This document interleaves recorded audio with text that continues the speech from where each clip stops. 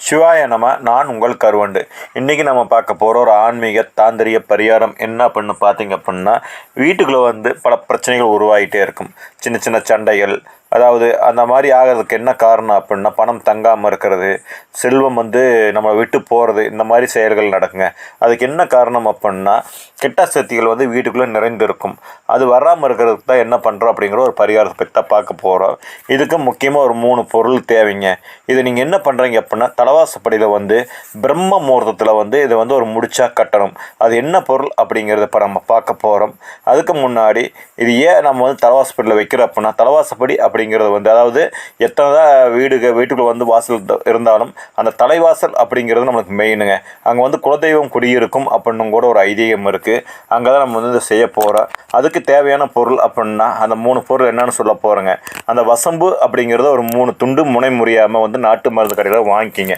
அங்கேயே படிகாரம்னு கேளுங்க, அதுவும் தருவாங்க. அது ஒரு சின்ன சின்ன துண்டாக ஒரு 3 துண்டாக எடுத்துக்கோங்க. அதாவது ஒன்று வாங்கிட்டு அதை 3 துண்டாக பிரிச்சுக்குங்க. அடுத்தது 3வது என்ன பண்ணா, வேப்ப மரம். நம்ம வீட்டு பக்கத்தில் வேப்ப மரம் இருக்குங்களா, அது குச்சியாக ஒடிக்காமல் வேப்பங்கட்டை அப்படின்னு சொல்கிற ஒரு சின்ன சின்ன கட்டையாக 3 துண்டு எடுத்துக்குங்க. இந்த 3ஐயும் சேகரிச்சுங்க. அது 3 பீஸாக இருக்கணும். படிகாரம் 3 பீஸு, வேப்பங்கட்டை 3 பீஸு, வசம்பு 3 பீஸுங்க.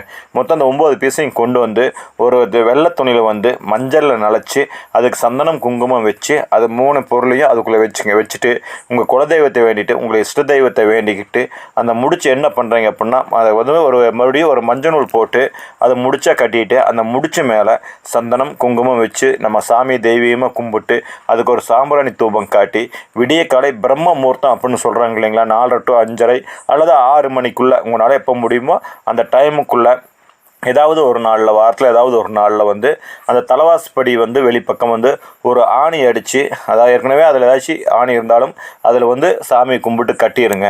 அந்த 3 பொருளை தாண்டி எந்த ஒரு கெட்ட சக்தியுமே உங்கள் வீட்டுக்குள்ளே உள்ளே வராதுங்க.